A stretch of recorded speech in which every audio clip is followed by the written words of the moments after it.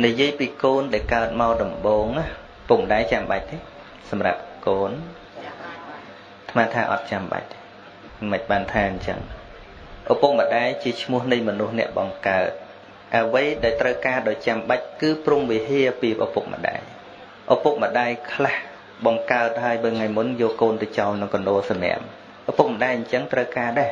គាត់នៅតែឈ្មោះថាឪពុកនៅតែឈ្មោះថាម្ដាយប៉ុន្តែដល់ទៅគ្មានព្រំវិហារនៅក្នុងខ្លួនសួរថាឪពុកម្ដាយបែបហ្នឹងចាំបាច់ទៀតទេមិនចាំបាច់ទេប៉ុន្តែឪពុកម្ដាយនោះទៅជាចាំបាច់សម្រាប់យើងពីព្រោះតែឪពុកម្ដាយមានព្រំវិហារធម៌ឪពុកម្ដាយបែបនេះទៅចាំបាច់អញ្ចឹងបានអាត្មាថានាមជាឪពុកជាម្ដាយនេះជាអ្នកបង្កើតត្រឹមតែឈ្មោះថាឪពុកម្ដាយក្នុងនាមជាឪពុកម្ដាយមិនជាចាំបាច់ណាស់ទេមិនជាចាំបាច់ណាស់ទេប៉ុន្តែឪពុកម្ដាយដដែលនឹងទៅជាចាំបាច់ណាស់សម្រាប់កូនគឺត្រង់ដែលឪពុកម្ដាយមានព្រំវិហារធម៌មានមេត្តាការស្រឡាញ់រាប់អានកូនករុណាអាណិតអាសូរកូនមុទិតាត្រេកអរពេលដែលកូនបានសុខឧបេក្ខាចេះគិតគូរអនាគតរបស់កូនឲ្យកូនសិក្សារៀនសូត្ររៀបគូសកលឲ្យជាដើមនេះធាតុពិតដែលយើងត្រូវការគឺព្រំវិហារធម៌រីឯយើងវិញចំពោះកូនចៅប្រុសស្រីរបស់យើងបើយើងសួរថាត្រូវការកូនទេត្រូវការតើកូនចាំបាច់ទេមិនតាន់ឆ្លើយបានទេត្រូវការកូនក៏ប៉ុន្តែកូនដែលត្រូវការគឺកូនល្អចុះបើកូនមកជាសត្រូវមកបំផ្លាញដឹងមុនណាឧទាហរណ៍មិនតាន់ដាក់ចិត្តថាយកកូនទេណាប៉ុន្តែដឹងមុនជាស្រេចថាកូននឹងមកក្នុងនាមជាសត្រូវទេមកដល់បំផ្លាញសពបែបយ៉ាងទាំងអស់យកទេអញ្ចឹងធាតុពិតមិនមែនត្រូវការកូនទេភាពពិតឪពុកម្ដាយត្រូវការធម៌ពីកូនគឺកតញ្ញូប្រសិនបើកូនអត់មានភាពកតញ្ញូនៅក្នុងចិត្តទេកូននោះមកក្នុងនាមជាសត្រូវដូចចាស់និយាយថាកូន10មិនស្មើអីមិនស្មើឈើច្រត់មួយអញ្ចឹងបើកាលណាយើងជំរាលបន្តិចឃើញថាធម៌នេះតែនៅក្នុងជីវិតរបស់យើងទាំងអស់គ្នានេះតែម្ដងប៉ុន្តែជួនកាលកាលណាយើងនឹកថាធម៌ហ្នឹងដូចនៅក្នុងគម្ពីរឬក៏នៅក្នុងវត្តឬក៏ថាសម្រាប់នរណាមួយផ្សេងប៉ុន្តែឥឡូវអាត្មានិយាយមកអញ្ចឹងតើរាល់ពេលដែលយើងរស់នៅនេះសួរថាតើពេលណាដែលយើងមិនត្រូវការធម៌យើងរស់នៅដោយសារធម៌អត់បាយមួយថ្ងៃមិនស្លាប់ទេតែអត់ធម៌តែ1ម៉ោងគឺស្លាប់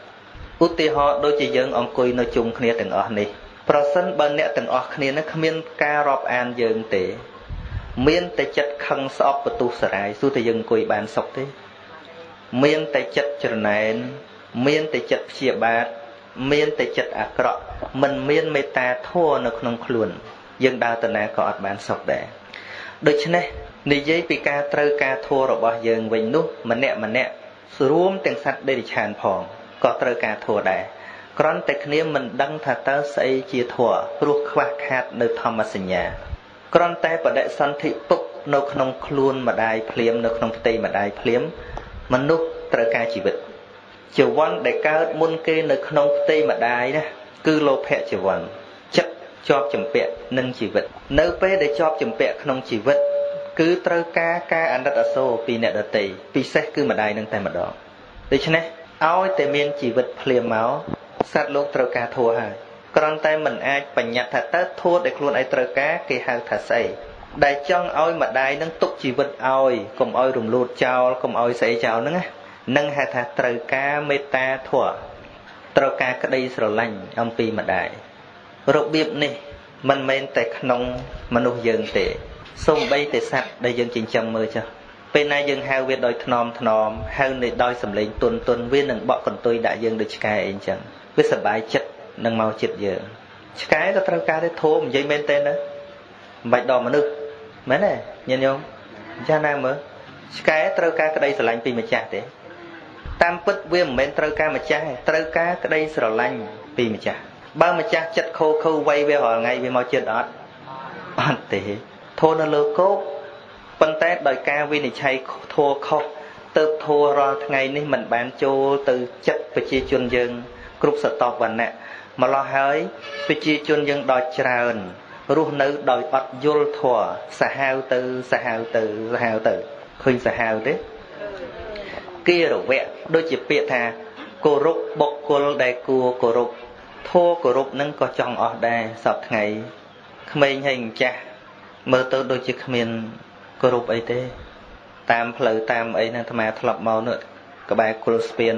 តាម្នាក់គាត់រត់ម៉ូតូដប់ទៅដើមជាមួយក្មេងជេរគាត់សិតអាកាចាស់នឹងរវ័យគាត់ទៀតគាត់ចាស់គាត់មិនហ៊ានមួយគេឃើញទេអាត្មាចេះតែរឺតទ្រូងអស់ហើយភាពគោរពចាស់ទុំនឹងអស់ហ្មងអត់មានហើយញាតិញោមមិនសូវដឹងតែបើចូលទៅតាមសង្គម Facebook ទៀតនិយាយពីជេរវិញគឺថាឈ្ងុយហ្មងជេរនឹងមិនដឹងថាយកស្អីទៅវិចខ្ចប់អស់ឥឡូវអាត្មាមិននិយាយបែកទៅណាទេចង់និយាយថាតើយើងគ្រប់គ្នានឹងមាននរណាម្នាក់ដែលមិនត្រូវការធម៌ពាក្យថាត្រូវការធម៌នេះអត់រើសសាសនាណាទេអ្នកកាន់សាសនាណាក៏ដោយអ្នកកាន់មូស្លីមក៏ដោយអ្នកកាន់យេស៊ូក៏ដោយអ្នកទាំងអស់គ្នាសុទ្ធតែត្រូវការធម៌តែគ្រាន់តែគេមិនហៅអញ្ចឹងដូចគ្នានឹងយើងរស់នៅដោយសារអាហារអញ្ចឹងគ្រាន់តែហៅខុសគ្នាទេយើងហៅថាបាយបាលីហៅថាឱតនៈអង់គ្លេសគេហៅថា rice គ្រាន់តែឲ្យឈ្មោះខុសគ្នាប៉ុន្តែធាតុទឹកយើងត្រូវការអាហារដូចគ្នាអញ្ចឹងបំណងមានតែមួយទេទោះបីអ្នកកំពុងចូលចិត្តធម៌ឬក៏កំពុងមិនចូលចិត្តធម៌ក៏ដោយអ្វីដែលចង់បានគឺសុខសុភមង្គលអ្វីដែលល្អហើយអ្វីដែលមិនចង់បានគឺភាពអាក្រក់សេចក្តីទុក្ខសោករួមឲ្យខ្លីបន្តិចមកនៅតែពីរចង់បានសុខហើយនឹងខ្លាចទុក្ខដូចគ្នាគ្រប់ជនជាតិគ្រប់ជាតិសាសន៍លើពិភពលោកទោះបីអ្នកកំពុងតែកាន់កំភ្លើងសម្លាប់គេប៉ុន្តែសួរតែចង់ឲ្យគេសម្លាប់ខ្លួនឯងទេអត់ទេមនុស្សសាហាវបំផុតដូចកាដាហ្វីសម្លាប់ប្រជាជនដូចកឡាតទុកប្រជាជនថាដូចកឡាតមើងងាយប្រជាជនថាដូចកឡាតដល់តែពេលគាត់អស់អង្គរៈស្លាប់ច្រើនរត់ចោលគាត់អស់ពេលគេចាប់បានមើលទឹកមុខគាត់ភ័យណាស់គាត់ថាគាត់ខុសអីគាត់សម្លាប់មនុស្សអស់រាប់រយគាត់ថាគាត់ខុសអីឃើញទេសម្លាប់មនុស្សរាប់អស់រយរាប់ពាន់មនុស្សប៉ុន្តែដល់តែគេចាប់បានមកវាយធ្វើបាបគាត់ថាខ្ញុំខុសអីចប់មកភ័យតក់ស្លុតទីបំផុតស្លាប់ដោយអនុយធម៌មែនទែនអញ្ចឹងបានជាធម៌ព្រះសម្មាសម្ពុទ្ធសម្ដែងតណ្ដឹងវាគូផ្សំនឹងរឿងតណ្ដឹងព្រះអង្គត្រាស់ថាណដ្ឋិអត្តសមੰពេមੰសត្វលោកជាងទាំងអស់គ្មានស្រឡាញ់អ្វីជាងស្រឡាញ់អាយុជីវិតខ្លួនឯងទេគ្មានស្រឡាញ់អីជាងស្រឡាញ់ខ្លួនឯងទេអញ្ចឹងចេះស្រឡាញ់ខ្លួនយើងហ្នឹងណាស្រឡាញ់តែខ្លួនយើងឬក៏គេស្រឡាញ់ខ្លួនគេដែរបើដឹងយ៉ាងនេះហើយត្រង់ឲ្យគិតចេះថាអត្តានੰឧបមੰកត្វាត្រូវធ្វើខ្លួនឯងជាឧបមាសុទ្ធតែមេរៀននឹងសម្រាប់នរណាថាសម្រាប់មនុស្សទាំងអស់នៅក្នុងពិភពលោកនេះទៅពិភពលោកនឹងបានសុខត្រូវធ្វើឧបមាយ៉ាងម៉េចឥឡូវឧទាហរណ៍តែក្នុងគ្រួសារមួយចុះត្រូវឧបមាដូចអាត្មាចេះធ្វើខ្លួនអាត្មាមុននឹងលឺធัวនឹងដល់តែមកឃើញធัวនឹងទៅអាត្មាសប្បាយចិត្តថាពិតជាត្រឹមត្រូវនៅពេលអាត្មានៅជាសិស្សអាត្មាទៅរៀននៅកន្លែងវត្តផ្សេងណាអាត្មាចេះតែគិតខ្លួនឯងថាអាត្មាអញមកវត្តគេនេះពឹងពាក់អាស្រ័យនៅវត្តគេទី1បើមិនបានធ្វើប្រយោជន៍ជួយដល់ម្ចាស់វត្តទេគឺមិនបង្កបញ្ហាឲ្យគេលំបាកម្យ៉ាងទៀតក្នុងនាមអាត្មាអញជាសិស្សគឺត្រូវគោរពកតិកាជាសិស្សពីព្រោះថាថ្ងៃក្រោយអាត្មាអញពិតជាខ្លាចជាគ្រូគេតាំងចិត្តចឹងប្រសិនបើពេលដែលទៅជាគ្រូគេនោះជួបសិស្សដែលមិនគោរពដំបូន្មានពិបាកចិត្តដូចគ្នាពេលនេះអាត្មាអញធ្វើផ្ដេសផ្ដាស់គ្រូពិបាកបដៅប៉ុន្តែត្រូវគិតថាបើពេលយើងខ្លាយទៅជាគ្រូគេម្ដងក៏លំបាកដូចគ្នាជាកូនទៀតធ្លាប់តាំងចិត្តចឹងថាបើមិនបានជួយឪពុកម្ដាយគឺមិនធ្វើឲ្យឪពុកម្ដាយពិបាកពីព្រោះថាថ្ងៃក្រោយអាត្មាអញពិតជាខ្លាយទៅជាឪពុកគេប៉ុន្តែឥឡូវអាយុជិត40មិនតាន់បានឪពុកគេបាទតែមិនដឹងកាលបានកូនធ្វើបរិយាបជនឲ្យវិញហ៎ហ្នឹងចាំមិនសួរអាយុណាអាត្មាវាថ្លឹងថ្លែងខ្លួនឯងឥឡូវវា từ vinh rồi chật ấy nó hẳn ban côn phơ cả tình yêu ôi thầm cận chân thà nơi không phép chỉ côn đập bỏ ở vùng mặt đáy pro sân bây dân phơ ở vây bà đá mình sẽ đáp bằng khóm đời phép miền nè bất chỉ có bà chật đôi khi thà phê dân khai tới chỉ ở vùng mặt đáy kế dân nâng bà chật đăng tha bà dạng ná nâu phê để côn vậy mình sẽ đáp mà cho ta cận chân chân đó là một khơi thua bọn sầm đành thá bao mình nút chạy sờ lạnh khuôn anh cục khía từ miên khuôn anh chỉ Obama vô chất khuôn anh từ đại không chất nè đó thì ưu tiên họ đôi chỉនៅក្នុងសិល 5 ចុះហេតុអ្វីបានជាព្រះសម្មាសម្ពុទ្ធសម្ដែងអំពីសិក្ខាបទថាត្រូវវាចាកការសម្លាប់អានឹងជាគ្រឹះបាតដំបូងដែលយើងត្រូវសិក្សានៅពេលដែលដំបងមិនតន់ត្រូវខ្លួនយើងអត់ដឹងឈឺទេពេលយើងកាន់ដំបងវ័យអ្នកដទៃយើងមិនដឹងឈឺទេតែប្រសិនបើអ្នកដទៃកាន់ដំបងវ័យយើងទៅយើងឈឺបងឲ្យឧទាហរណ៍អញ្ចឹងថាមុននឹងយើងបៀតបៀនអ្នកដទៃមុននឹងយើងសម្លាប់អ្នកដទៃត្រូវឧទាហរណ៍ត្រឡប់មកវិញថាចុះប្រសិនបើអ្នកដទៃបៀតបៀនយើងសម្លាប់យើងតើយើងកើតទុក្ខឬអត់យើងភ័យតក់ស្លុតឬអត់មនុស្សដែលចេះគិតពិចារណាអញ្ចឹងណាលើកដៃវៃសម្រាប់អ្នកដទៃអត់កើតទេហើយបើធម៌អញ្ចឹងគុណធម៌បែបនឹងការពិចារណាបែបនឹងវារីកសុខសាយនៅក្នុងសង្គមយើងណាសង្គមយើងប្រកបជាសម្បូរមនុស្សល្អយើងក៏មិនចាំបាច់ភ័យខ្លាចអីច្រើនដែរប៉ុន្តែធម៌អញ្ចឹងវាកប់នៅក្នុងកពីបាត់ទៅហើយយើងអត់ចូលមកពិចារណាយកមកដាក់នៅក្នុងជីវិតតើព្រះពុទ្ធសម្ដែងសម្រាប់យើងទាំងអស់គ្នាឬក៏សម្រាប់ខ្មោចព្រាយបិសាច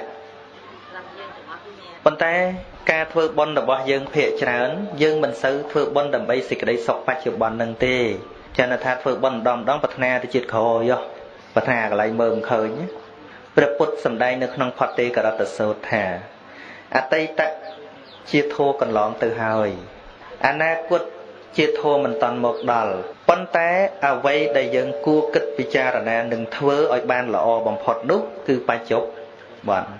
ដូចមកធ្លាប់ឧទាហរណ៍ចឹងថាយើងមានកូន3នាក់កូនម្នាក់នៅជាមួយយើងកូនម្នាក់នៅភ្នំពេញកូនម្នាក់នៅបាត់ដំបងកូនម្នាក់នៅភ្នំពេញបានមកលេងយើងពីថ្ងៃម្សិលយកនេះយកនោះមកជូនយើងបន្តិចបន្តួចហើយក៏បានត្រឡប់ទៅដល់ភ្នំពេញវិញហើយកូនម្នាក់ទៀតគេនៅបាត់ដំបងប្រាប់ថាស្អែកបានមកលេងយើងហ្នឹងហើយមានលុយកាក់មកជូនយើងខ្លះអញ្ចឹងយើងនៅជាមួយកូនណែរាល់ថ្ងៃហ្នឹងឥឡូវហ្នឹងនៅជាមួយកូនម្នាក់កូន3នាក់តែយើងនៅជាមួយកូនម្នាក់ដែលនៅជាមួយយើងប្រសិនបើយើងត្រូវធ្លាក់បាក់ជើងគ្រិចបាក់ជើងភ្លាមសួរថាតើត្រូវពឹងកូនណាដឹកទៅពេទ្យឥឡូវហ្នឹងកូននៅភ្នំពេញឬក៏កូននៅបាត់ដំបងកូននៅជាមួយអញ្ចឹងហើយលោកតែយើងខឹងហើយកុំមកចិត្តអញចាំកូនអញមកចាំដឹកអញទៅមួយថ្ងៃទៀតណារឿងកូននៅឆ្ងាយមិនប្រកាសថាមកឬអត់ទេមកក៏មិនប្រកាសថាដល់ឬអត់ទៀតប៉ុន្តែអ្នកដែលយើងគួរពឹងពាក់មែនទែនគឺកូនដែលនៅចិត្តដែលមើលឃើញនេះឯងមិនមែនយើងបដិសេធកូនពីរទៀតទេប៉ុន្តែអ្វីដែលសំខាន់ចំពោះយើងពិតប្រាកដគឺអ្វីដែលនៅគៀកយើងជាទីបំផុតទោះបីយើងត្រូវប្រើឧបករណ៍ដើម្បីជំនួយក្នុងការធ្វើការក៏ដោយប៉ុន្តែឧបករណ៍ទាំងនោះមិនសំខាន់ជាងដៃជើងយើងទេអ្វីត្បិតថាយើងធ្វើអ្វីមួយត្រូវការកំបិតត្រូវការពូថៅត្រូវការកុំព្យូទ័រត្រូវការស្អីទាំងអស់យើងថាសំខាន់ណាស់មិនសំខាន់ប្រហែលដៃយើងទេអញ្ចឹងបានពេលដែលធ្វើទានទៅវិញព្រះអង្គចែកយើងឃើញថាឲ្យរបស់ក្រៅខ្លួនអានឹងបារមីធម្មតាថ្លៃប៉ុណ្ណាក៏ដោយឲ្យវាំងទាំងមូលឲ្យផែនដីទាំងមូលក៏ដោយមិនមែនជាឧបបារមីទេដល់តែដល់ថ្នាក់អវយវៈទៅឈ្មោះថាឧបបារមីដល់ថ្នាក់ជីវិតឈ្មោះថាបរមត្ថបារមីអញ្ចឹងមកចង់និយាយពីអ្វីដែលនៅខាងក្នុងនៅចិត្តព្រះអង្គឲ្យរៀនគិតគឺរៀនអ្វីគិតអ្វីដែលនៅចិត្តមនុស្សដូចគ្នាអញ្ចឹងដែរការធ្វើល្អចំពោះមនុស្សរស់នៅទីណាក៏ដោយបើកាលណាមិនមានមិត្តមិនមានការរាប់អានញាតិមិនមានមិត្តនៅជុំវិញខ្លួនទេដូចមនុស្សដើរស្រាតឬដូចជាអត់អវយវៈអញ្ចឹងអ្វីដែលគួរធ្វើល្អហ្នឹងគឺផ្សាយពីក្នុងនេះទៅដើម្បីល្អដល់ខាងក្រៅដំបូងត្រូវធ្វើចិត្តឲ្យល្អត្រូវចេញពីក្នុងទៅប៉ុន្តែយើងចេះតែបច្រាស់ដើម្បីចង់បានល្អយើងចេះតែចង់ឲ្យគេធ្វើល្អមុននេះមិនបានល្អទេ ដោយព្រះអង្គសម្ដែងថាអកោធេនៈជីនេកោធាំងឈ្នះបុគ្គលខឹងក្រោធដោយការមិនខឹងក្រោធអសាធុងសាធុនេជីនេឈ្នះបុគ្គលអាក្រក់ដោយធ្វើល្អជីនេកតរិយងតេនេនៈឈ្នះបុគ្គលកំណាញ់ដោយឲ្យញឹកញឹកញយញយសច្ចេនាលិកវេទនឹងឈ្នះបុគ្គលនិយាយពាក្យលេះលោះអត់ប្រយោជន៍ដោយការនិយាយពាក្យពិតមានប្រយោជន៍គឺត្រូវផ្ដើមពីយើងទៅម្នាក់ម្នាក់ពីព្រោះរបស់ខាងក្រៅវានឹងវិលទៅតាមអំណាចរបស់ចិត្តធម៌ទាំងឡាយមានចិត្តជាប្រធានឧទាហរណ៍មនុស្សម្នាក់ដែលសន្តានចិត្តជាមនុស្សល្អចូលចិត្តស្អាតមើលបន្ទប់ដេករបស់គាត់ស្អាតមិនមែនបន្ទប់ដេកនឹងស្អាតខ្លួនឯងទេមកពីចិត្តចូលចិត្តស្អាតមនុស្សម្នាក់ចូលចិត្តតែងខ្លួនបានល្អល្អមិនមែនខ្លួននឹងស្អាតទេមកពីចិត្តចូលចិត្តស្អាតបើមនុស្សអត់ស្រឡាញ់ខ្លួនទេក្លិនហឹមមកវាមិនមែនមកពីខ្លួននឹងហឹមមនុស្សណាក៏មកហឹមដែរអត់តែអត់ងូតទឹកមែនអត់គឺវាមកពីខាងក្នុងសិនហ្នឹងខាងក្នុងកាលណាពីក្នុងធម្មជាតិខាងក្នុងនឹងមានឥទ្ធិពលណាស់អញ្ចឹងបានព្រះអង្គសម្ដែងថាធម៌ទាំងឡាយមានចិត្តជាប្រធានឃើញទេដល់មុនរឿងទាំងអស់សម្រេចអំពីចិត្តល្អអាក្រក់មកពីចិត្តហើយការអប់រំចិត្តហ្នឹងឃើញទេគឺទាំងអស់គ្នាធម៌ហ្នឹងគឺថាមានគ្រប់សពទាំងអស់ហើយអាត្មាហ្នឹងគឺថាមិនដឹងថាតើពរនីយ៉ាងណាឲ្យដឹងថាធម៌នឹងល្អសម្រាប់ជីវិតយើងទាំងអស់គ្នាញាតិញោមដោយសារយើងឲ្យនិយមន័យខុសរហូតដល់ទៅទង្វើរបស់យើងមិនដើរតាមមាគ៌ារបស់ព្រះសម្មាសម្ពុទ្ធ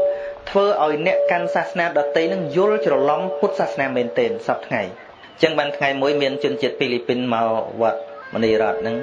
គាត់មកដល់កន្លែងហ្នឹងអត់ឃើញយើងប្រើវិធីដុតធូបដុតអីច្រើនទេយើងដាក់ទេពការអីធម្មតាហើយក៏យើងមិនប្រើវិធីបួងសួងច្រើនយើងសំដែងធម៌ឲ្យយល់វិញភាកច្រើនគាត់មកគាត់សួរអាត្មាថាហេតុអីបានជាវត្តនេះខុសគេអាត្មាថាវត្តមិនខុសទេគេទេមកពីអាត្មាដឹកនាំខុសគេគាត់សើចមកពីអាត្មាធ្វើមានចេតនាឲ្យខុសគេតែយកធម៌យកមកដឹកនាំវិញបានគាត់សុំនិយាយត្រង់ថាខ្ញុំគ្រីស្ទៀនជនជាតិហ្វីលីពីនគាត់អាត្មាស្គាល់អ្នកកាន់សាសនាដទៃច្រើនញាតិញោមប៉ុន្តែអាចអង្គុយនិយាយគ្នាបានដោយមិត្តភាពបានដោយឡែកខ្មែរចូលសាសនាដទៃមើលមុខអាត្មាមិនបានទេបានអាត្មាដឹងថានេះជាចរិតខ្មែរដែលខ្មែរងាយសម្លាប់គ្នាជាទីបំផុតគ្រាន់តែកាន់បាក់ខុសគ្នាក៏សម្លាប់គ្នាដែរខ្មែរណាអាត្មារៀនអង់គ្លេសភាគច្រើនចេះពីគ្រូអាមេរិកកាំងពីស្អីហ្នឹងសិស្សគ្រីស្ទៀនដែរប៉ុន្តែដូចគ្រូមួយនៅភ្នំពេញក៏គាត់សាសនាបាហាយប៉ុន្តែធ្វើការជាមួយគ្នាបានអង្គុយជជែកសាសនាទៅវិញទៅមករាប់អានគ្នាបានប៉ុន្តែដោយឡែកខ្មែរយើងឲ្យតែពាក្យថាដូរសាសនាកាន់សាសនាផ្សេងហើយគឺមិនដឹងនិយាយថាម៉េចអាត្មាមិនដឹងនិយាយថាម៉េចណាដូចជាម៉េចណាដូចខ្មោចចូលម៉េចនិយាយគ្នាមិនកើតអញ្ចឹងហើយបានជាសម័យប៉ុលពតខ្មែរងាយសម្លាប់គ្នាងាយមហាងាយវ័យគ្នាចោលដូចវ័យអីមិនដឹងដូចមន់ដែលគេចាប់លៀបជូងហើយជុលគ្នាទៅមកនឹងហើយដោយការខ្វះការសិក្សាពីគ្នាទៅវិញទៅមកដូចអាត្មាជាអ្នកផ្សព្វផ្សាយធម៌អញ្ចឹងណាប៉ុន្តែអាត្មាមិនមែនរៀនតែធម៌ព្រះសម្មាសម្ពុទ្ធទេសាសនាដទៃក៏អាត្មារៀនដែរយេស៊ូក៏អាត្មាអានដែរអាត្មាអានកាពីរបស់យេស៊ូទៀតអាត្មាព្យាយាមស្វែងយល់ពីអ៊ីស្លាមទៀតព្រោះអីព្រោះជៀសវាងការឲ្យតម្លៃគេខុសយល់ទេខ្មែរយើងចូលចិត្តឲ្យតម្លៃគេដែលខ្លួនឯងមិនចូលចិត្តទាំងងងើលអត់ដឹងអីទេខឹងនិយាយខឹងមកគេក៏មានចំណុចល្អច្រើនដែរយើងទៅវាយគេមិនមុននឹងយើងថាគេអាក្រក់យើងល្អនៅថ្មីត្បិតថាធម៌របស់ព្រះសម្មាសម្ពុទ្ធល្អមែនប៉ុន្តែយើងល្អនៅយើងខ្លួនឯងនេះល្អនៅមុននឹងយើងទៅវាយបហាគេនឹងសួរតែយើងល្អនៅពុទ្ធបរិញ្ញាអញ្ចឹងមុននឹងលើកទោសអ្នកដទៃអ្នកឯងត្រូវមើលខ្លួនឯងសិនសូម្បីពីខកផងគ្នាធ្វើត្រូវអាបត្តិអីណាត្រូវមានធម៌15ចំណុចបានឲ្យពោលទោសគេបានគេធ្វើខុសត្រូវមើលខ្លួនឯងមុនតើខ្លួនឯងមានខុសទេការចោទគេនឹងចោទដោយលំអៀងអត់ដោយចិត្តខឹងអត់ឬក៏គ្រាន់តែជាការដាស់តឿនដោយការសង្គ្រោះអ្នកដទៃកុំឲ្យដើរខុសតទៅ